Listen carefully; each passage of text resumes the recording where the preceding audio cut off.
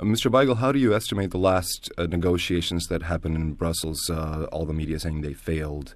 What do you think is the primary problem for this failure?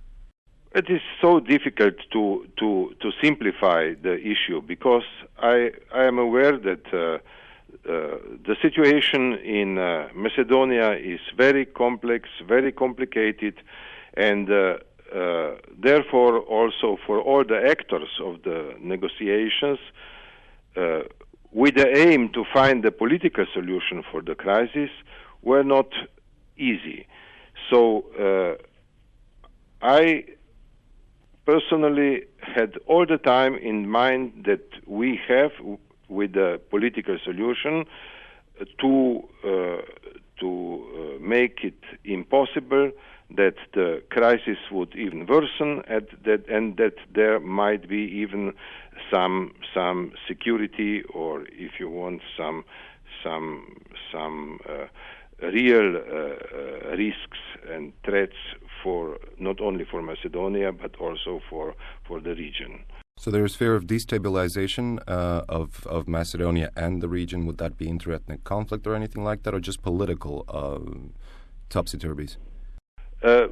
I don't want to make a mistake in these assessments, but I am pretty convinced that the potential for a serious crisis, which could even involve the neighboring countries, is there.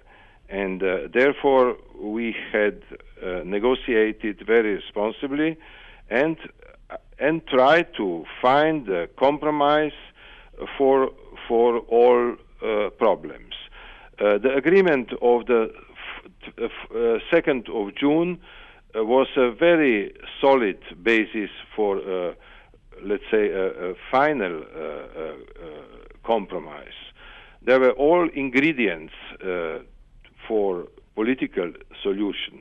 Of course, it was less than one or another side was expecting to achieve if it would be realistic to achieve the maximum of the program or maximum of the expectations. But this was objectively not possible. The definition of a compromise is that both sides are ready to give up something from their standpoints. Is that happening at present, in your view?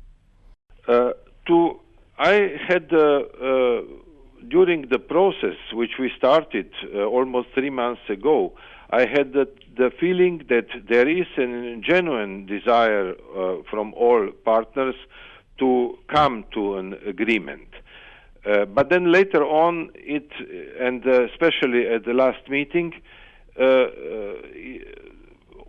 there was I would say an unsurmountable condition set by one side in the negotiations, and that made the agreement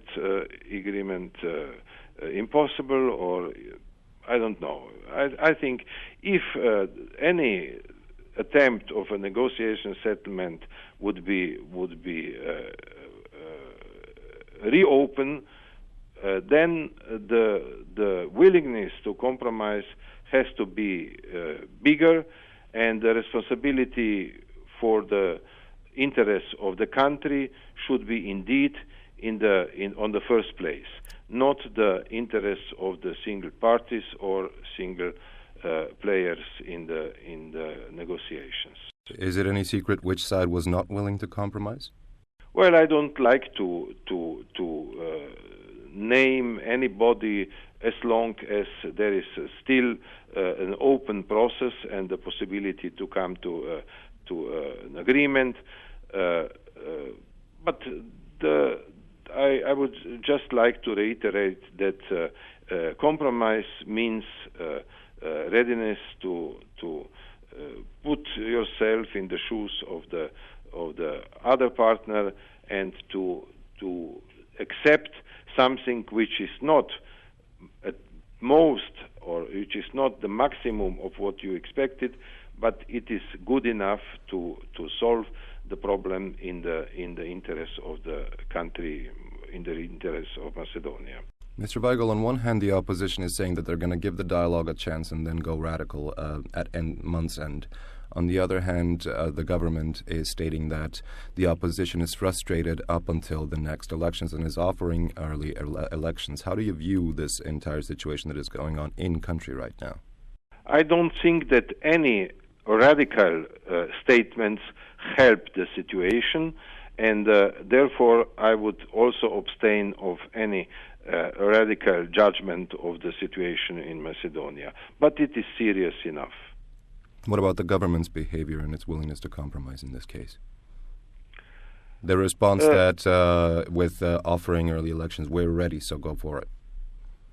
There were definitely some offers, some ideas on the governmental side, and there were some ideas on the side of the opposition. But so far we did not come to a result, but let me say I consider the process still open.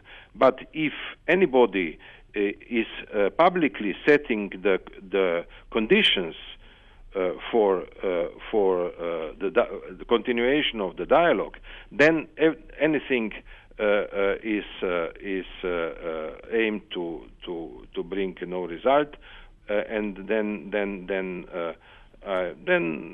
it will be just the matter of who will take the responsibility for